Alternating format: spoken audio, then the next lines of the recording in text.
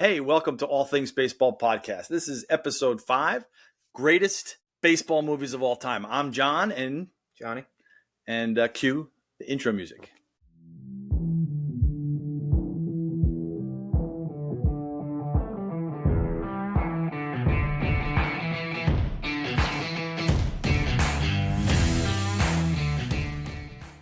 All right, so we're here to talk about the greatest baseball movies of all time. Mm-hmm. And we really, when we first talked about this topic, we were pretty excited about it. Yeah. You know, we've seen a lot of baseball movies. A lot. Yes. We started talking about the criterion that we wanted to use for this because we both came up with a top 5. And I don't think we have the same full top 5. It's similar. Yeah. It's similar, but there's 2 that are different, right? Mm-hmm. So we wanted to, before we got to the top 5, we wanted to talk about some others, you know, and really some of the things that stood out in baseball movies. The things that we found that were important were, one, the believability of the baseball movie. And then you had a good point when you mentioned about Fever Pitch. Yeah, the central theme, we thought it was important that it's a great baseball movie if the main theme is baseball and not just the background element.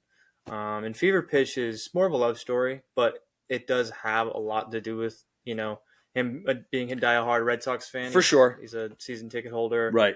And that's kind of But you weren't really looking at the baseball players and following like how they played. It's funny, not until the end when you think about it, when, of course, the Yankees the Red Sox going to beat the Yankees in the 2003. Yeah, at the end. But anyways, why'd you bring that up, man? You just brought me down. That's all right.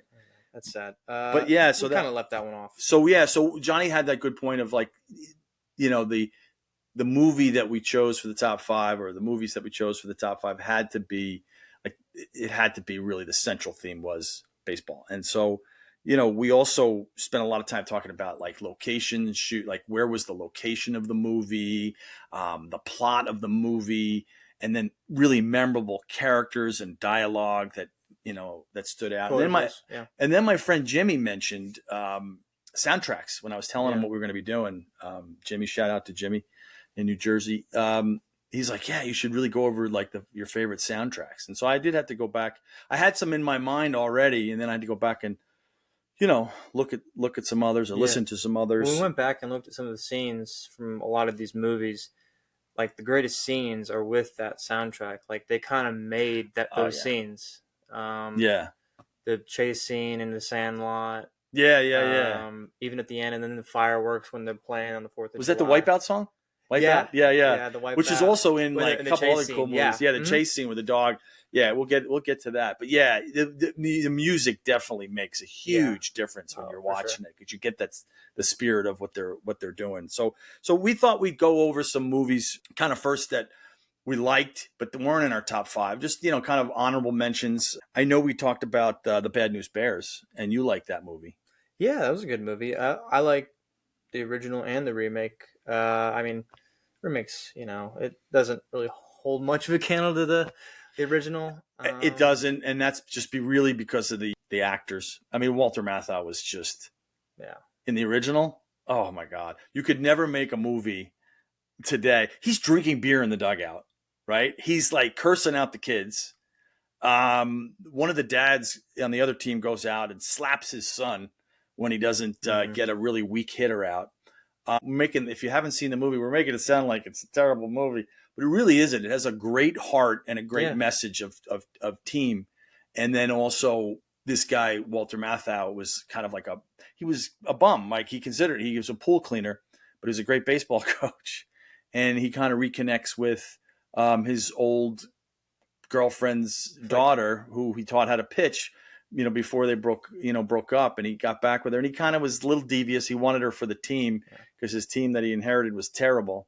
But I think the reason that I love that movie so much was that there's so many great lines and so many, you know, just memorable scenes. Like Walter Matthau was, you know, in the dugout, and he had started the season where he's just kind of going through the motions, and then he got really invested when he started playing well, and then he went over the top like the other coaches, and just started like, we got to win at all cost. And then he came back to, hey man, it's just baseball. Let's have some fun. So there was a lot of heart in it there at the end. Yeah, I feel like that's how it can be sometimes, even in like real life. Like that's kind of how you get the feeling. Like, especially now, as I've started coaching again, and I learned a lot from you.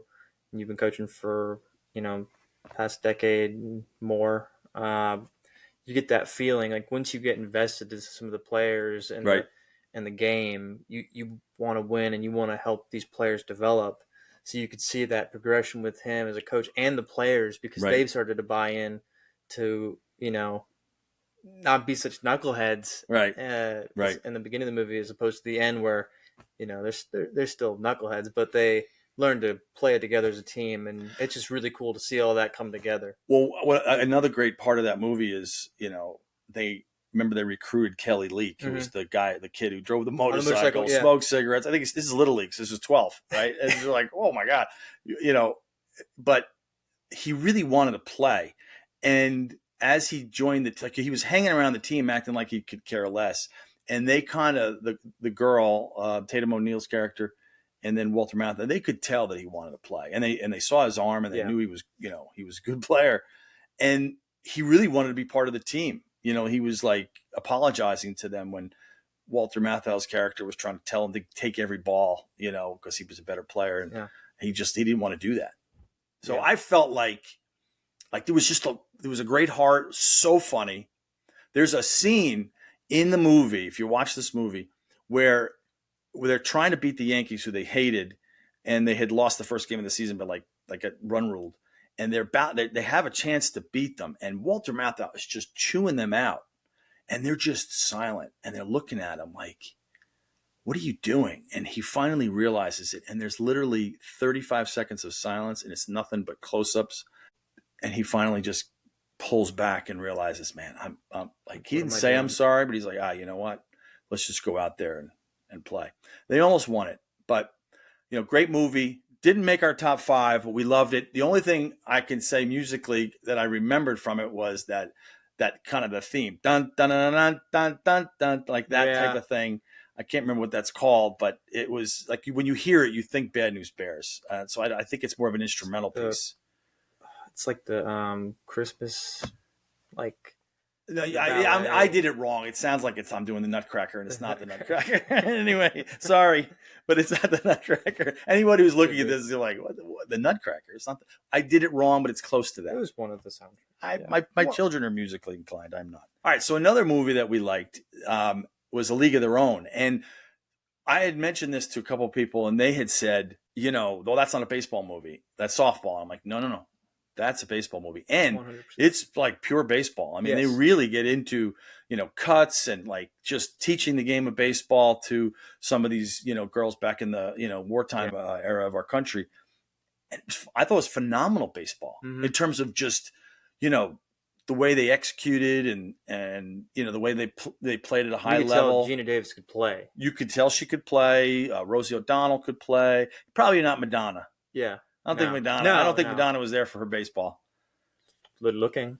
Nah. She has great star. She did. Like, she did. I don't know. Maybe not now. Maybe not now. But League of Their Own, great movie. I would say setting was kind of like Middle America, right? So you get to see in Middle America when the guys went off to war, because back then women didn't really serve in the military to the degree men did. And so the women had to earn money and they had to do things. So anyway, they came up with this league. It's based on a true story. I don't know how much of the movie was true in terms of, being completely accurate, but great movie. I thought a great premise, seeing Middle America, how they went around in the trains and try to, attract the women to play. And then the Tom Hanks character. Yeah. I think it's interesting because when you look at Coach Matthau as a manager in the Bad News Bears and his progression as a coach, you could see, he got more serious throughout the movie. And then he got over serious, like he got too much and had to pull back. Right. But Tom Hanks's manager kind of style was a lot different because, like you said, he played in the big leagues and felt like he didn't get his due. He was also drunk. Right. So he was very kooky and nutty. And he was. So I think that part of the movie wasn't factually true. They picked a fictitious character that played, in the major leagues, and Sort that of was the a butt of the drunk jokes a little a bit. little bit. Yeah, the girls used to make fun of him. Yeah. It was listen. We also talked. We like comedies in our movies, and some of these movies that we picked had great comedy. Yeah. Whereas like some weren't comedies. I would say like on all of our whole list, I think over half of them are, like a good chunk of them are centered around baseball, but a lot of these Right. are comedies. Yeah. And some of these are more dramatic, and some of these are dramatic. Dramatic one would be like 8 Men Out. Yeah, 8 Men Out. 8 Men Out. The baseball was great. I mean, you had Charlie Sheen in that, and you had D.B. Sweeney, who had a great swing. A couple of the pitchers were so. But and John Cusack was in that. The baseball was good. You could tell these guys played baseball, and that's a big deal to us. And then the setting was the Black Sox scandal, the White Sox I think scandal. Where we differed was, I didn't think it was like you didn't have to be super believable in that era of baseball, like an 8 Men Out, because it was in the 30s, 20s, 30s. No, 1919 was the World Series. 1919 Black Sox. Yeah, and I felt like you couldn't pick up anybody off the street and tell them to, pretend to play baseball in a movie, but you didn't have to be like the super great baseball player. No knock to the, live ball, dead ball era. But I think when you get that is a knock to the live ball, dead ball. Sorry, that's you're saying it doesn't have to be believable. No offense, but one of the greatest players of all time. I don't know what you're talking about. I think Bull Durham, Major League, the ones that I was saying, like set in the 70s, 80s, you kind of had to be a little bit better at baseball, like Charlie Sheen. And I get what you mean. It is important to me. It wasn't as important to you in terms of criterion. You like the setting, the like where it was, the look and the feel of the movie, right? Mm-hmm. 8 Men Out, John Sayles, great writer. It's kind of a dank, dark movie because it was a huge scandal. It had some colorful figures. It had the underworld gambling, stuff like that. It was a great story, a tragedy, but a great story, and very well acted and written. So 8 Men Out, we recommended. The Rookie, you liked, right? Yeah, definitely. Yeah, what I liked about it was it's based on a true story. It's a teacher who, felt like he had a good arm, and he was a high school coach for these kids, and in Texas, right? Yes, and he was a lefty, and Dennis Quaid played him. He you could believe he could pitch pretty well because they hit it like he didn't need to see the velocity, but they hit it enough to where he had good mechanics. He was good enough. Yeah, and he was no Charlie Sheen. No, not Charlie Sheen, but in the movie, he one day in practice is starting to throw BP and throw into his hitters, and he's striking him out. Right. And they could tell like he's got velocity. So his players convinced him to go to an open tryout for one of the major league teams. Right. Ends up making the roster. And what wasn't it? The deal was if they make the city playoffs or the state playoffs, that he would go to open tryout. They wanted him to try out because they thought he was that good. Mm-hmm. And they did. They made it. And so he held up his end of the bargain, goes to the open major league tryout, and gets signed to, I think it was, which team was it? The Rays, the Tampa Bay Rays. The Devil Rays, they called them. Devil Rays, right. Yeah, at the time. So then kind of follows you through like a trajectory through the movie after he's a coach to when he's a minor league player and gets his first call up, which I think is such an awesome story. Like it is. I mean, he was in his late 30s. He was in his late 30s for sure, and it was a Disney movie, so it had kind of a Disney feel to it. Disney can't, which is I guess good and bad depending on your take on that. But Dennis Quaid, great actor, and the kid that played him was the kid from 2.5 Men, his son, Angus Jones. He was great in it. Yeah, he might have been the star of it. Mm-hmm. Yeah. He was so funny. And then the kids on the baseball team. When I talk about believability in baseball, like they look like a high school baseball team. They didn't have the interactions felt like pretty definitely genuine. So we like that. We things like Angels in the Outfield. That was kind of hokey. We looked at the Rookie of the Year, which is the kid who breaks his arm. And fictional, very fictional. Funny, but not really a great baseball movie. Just kind of a funny movie. You get like elements of the major league, like, and Little Big League is the kid's the manager. Like these are movies that have such a big fictional element. We didn't like get them high on our list because it's so hard to believe that stuff. Right. Whereas The Rookie, it's based on a true story. Yeah. 42 was a great movie. Okay. Jackie Robinson's story. I mean, that was a great movie, and that's a biopic. And we initially said we were going to say that. No documentaries. No documentaries that we're going to talk about. We're going to leave those out, but there are really great documentaries. But this wasn't a documentary. Right, this is a biopic, yeah. This is a biopic. So We like that a lot. By the way, in terms of the documentaries, and maybe we'll do another podcast on documentaries. I mean, you've got some great ones. You've got there's a Pete Rose one, Fastball. You've got Ken Burns, Facing The History Nolan of Ryan. Baseball. Yeah. I mean, so many great baseball documentaries. But the biopic, this one, 42. I mean, Jackie Robinson was so important in our country. Yeah. And when he came up and broke the color barrier for Major League Baseball, it had so many. It's like baseball kind of started something in America that really needed to happen, obviously, many years before. Yeah, and you get a really like good viewpoint of what it was all like, and you can see all these struggles that Jackie had to go through just to break that color barrier and integrate everyone from the Negro Leagues to the Major Leagues.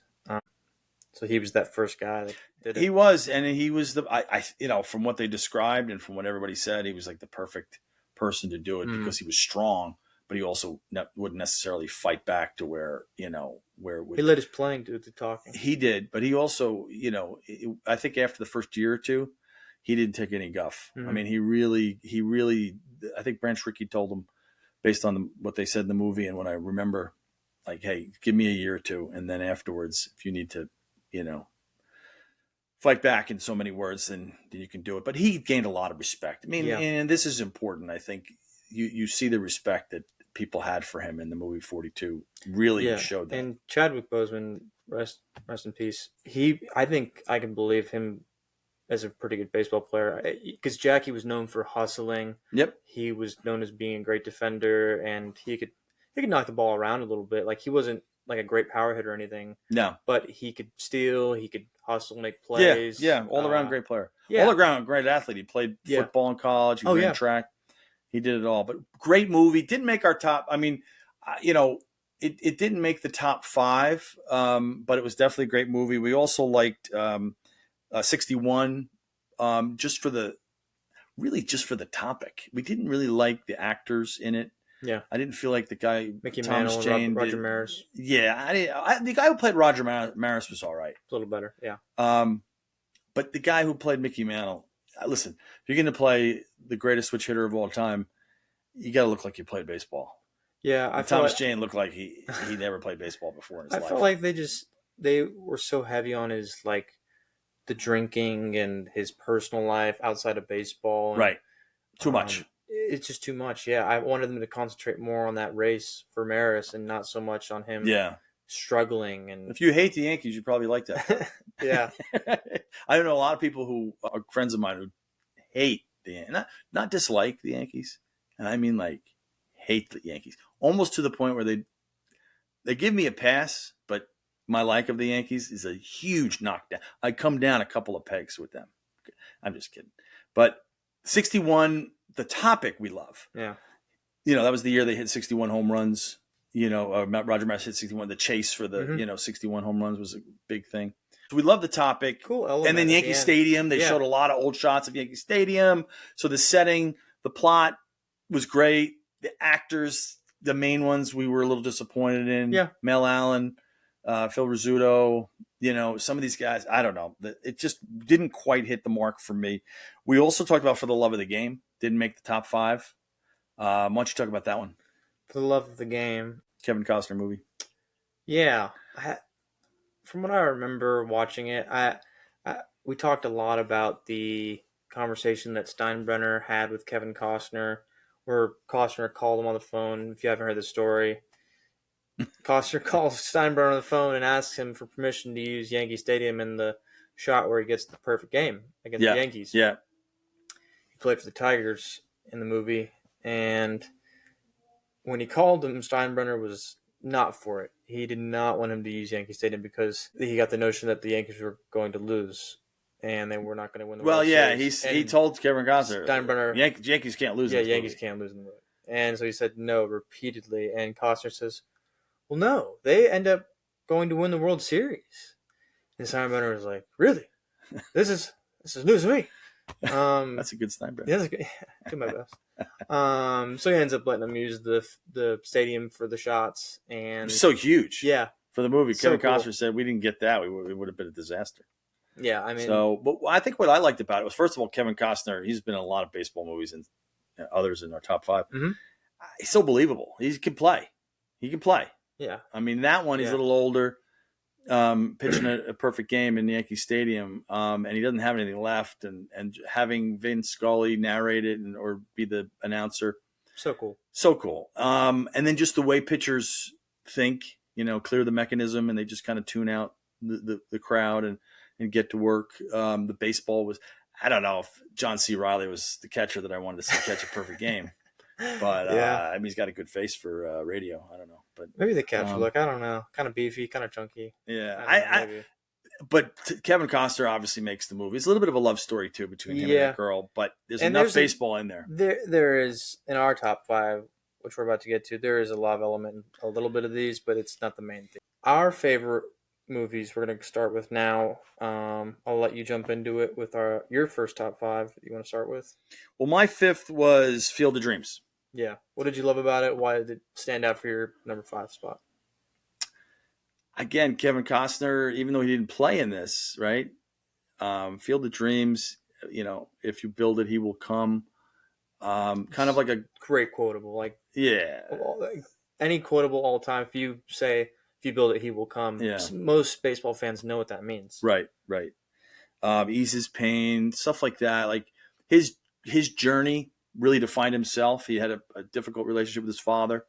Well, I didn't relate to that. I had a good relationship with my father. Just the fact that, when they had the catch together, we talked about, we're father and son. Yeah. Having a catch together with your son is a huge thing. And to see them, get to that point when his father comes back, huge.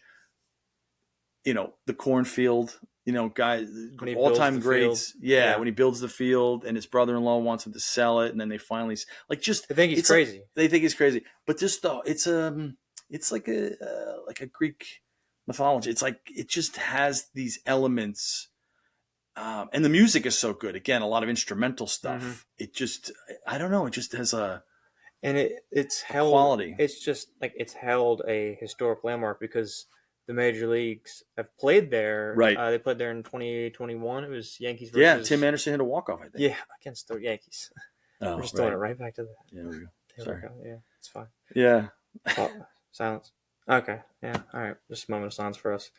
Anyways. I didn't know what you were doing there. Yeah. They lost there. But anyways, it's just so cool because it's still there. It's a landmark. People can go see it. Like, right. You can go buy a ticket. Yeah, they market everything too. So, but it is cool, and just kind of seeing the relationship between the father and son, which is huge for fathers and sons all across America who were grew up playing baseball and rooting for some of those.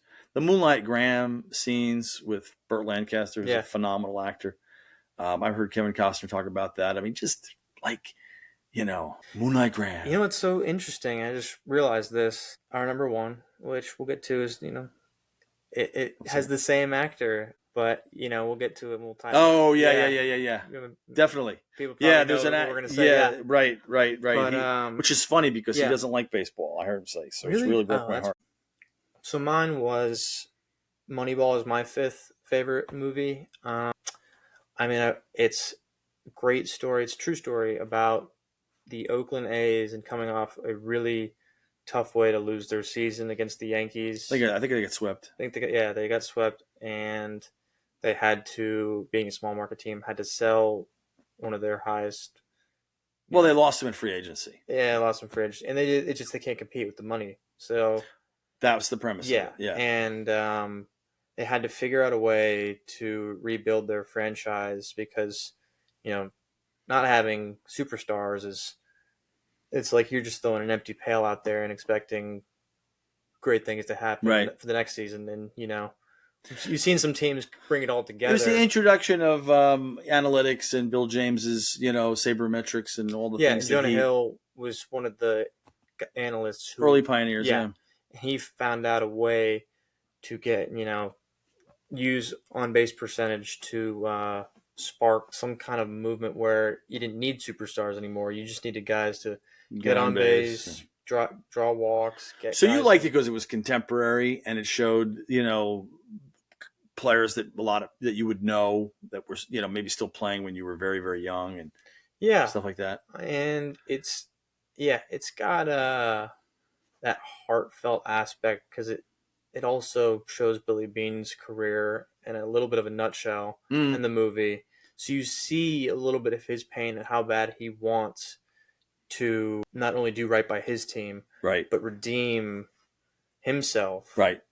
As a player manager, For sure. manager, or For as a sure. general manager. It's pure baseball. And just Yeah. obviously the quality of the baseball, because they cut to a lot of major league scenes, is great. Yeah. And really just seeing that formulation of kind of the new way of looking at, scouting and baseball. I certainly understand why you liked it. Yeah.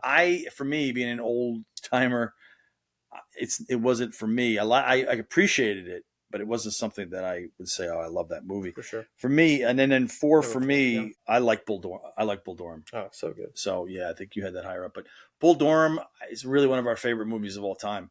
So many classic lines. Even that guy that was the assistant, coach, who's like, "Come on, hey now, let's go, roll, get two." And then he comes out, what are we talking about here? We got a lot of, blank we're going over, and he's like, we got to know what to get Billy for his wedding, and he's like, and they're on the mound, and they're like, candlesticks are a good present. All right, let's turn 2. And just that guy had so many comedic moments, was really funny. And then of course Kevin Costner, he could sell being a catcher and a hitter. It was romantic, obviously there was a little bit of the Nuke Lelouch character and the lady who, mentors a player every season. Yeah. But just really it was more about the characters, memorable lines, the setting. Was it Durham, North Carolina? Durham, North Carolina. They played there. They played some in Asheville. They went around to some other minor league ballparks and got some shots, which was why it was so much higher on my list. I think it's awesome when you can use a stadium like that. Right. Musically, I can't remember. Again, I think there was some contemporary kind of bluesy stuff. Yes, a lot of bluesy stuff in it for sure. Not as memorable as some of the other. I liked it based on the story of one guy's going out and one guy's going up. Yeah, because you could see Nuke was right. He was on his way up, but he was kind of arrogant. He was the pitcher in the movie, and you could tell he was struggling and really wanted. He had the talent. He had the stuff to go up, even though he. So that was 4 for me. What was for you? 4 for you. It was number 2 for me. Right. And okay. It was so high up because. But you liked Field of Dreams. Yeah, and I just want to.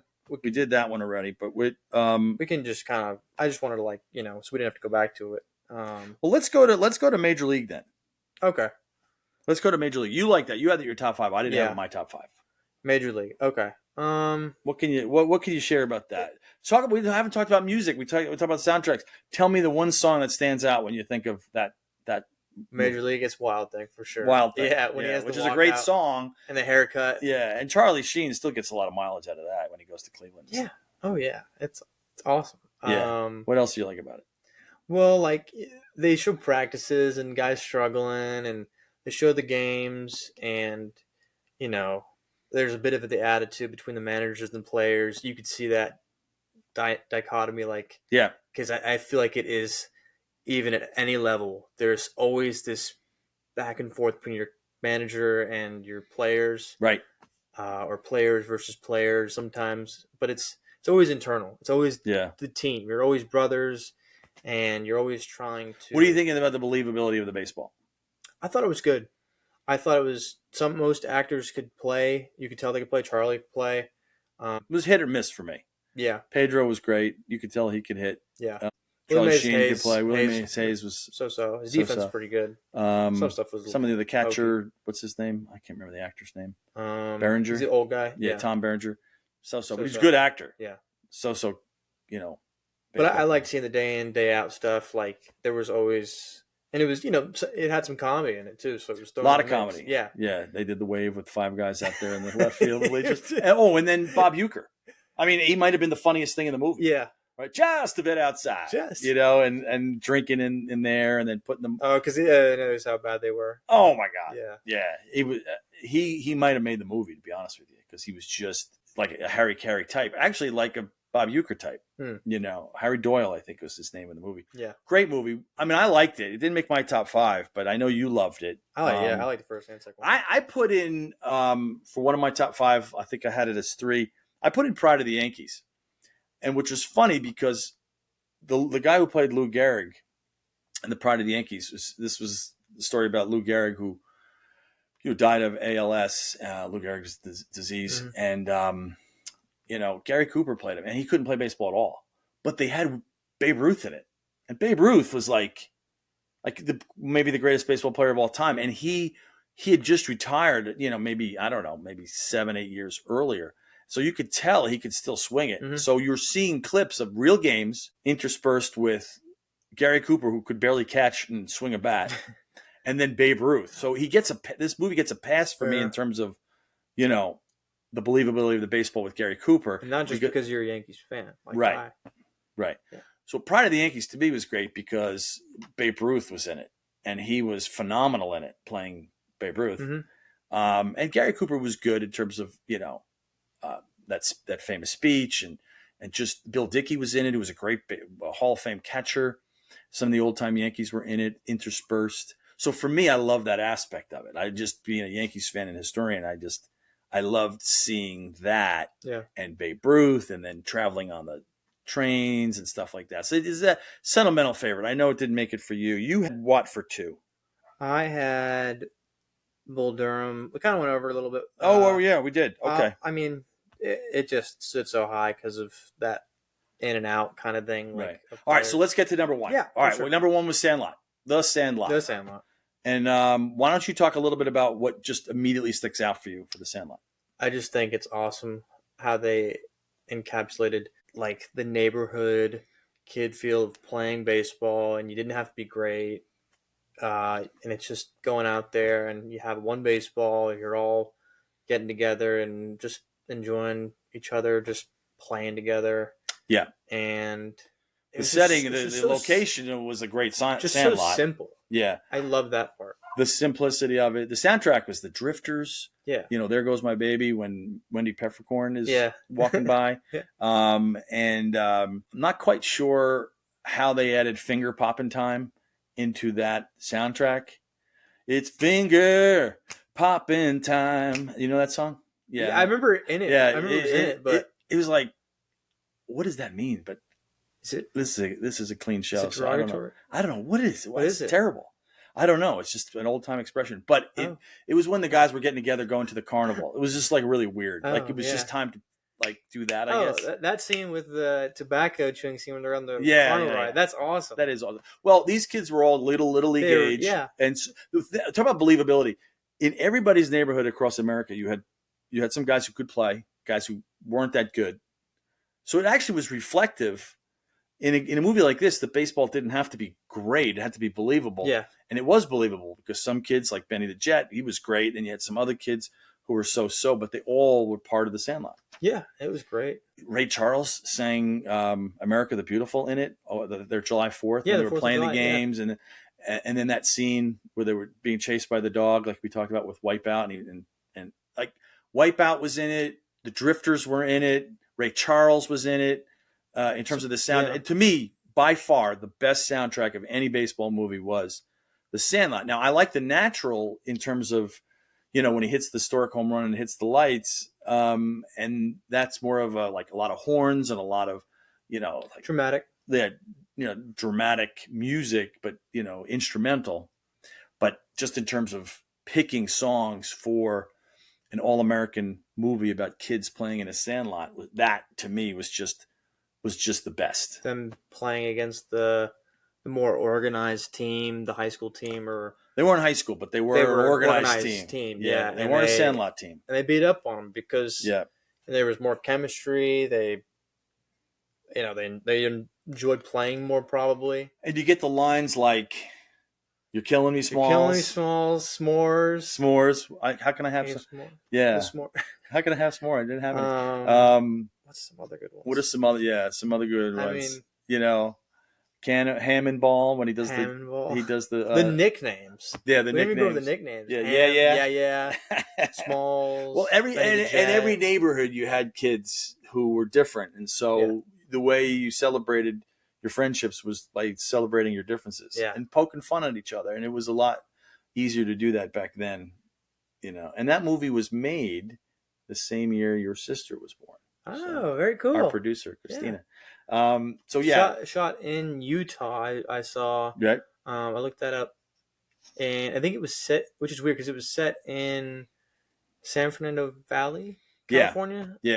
So we love the Sandlot. Music was phenomenal.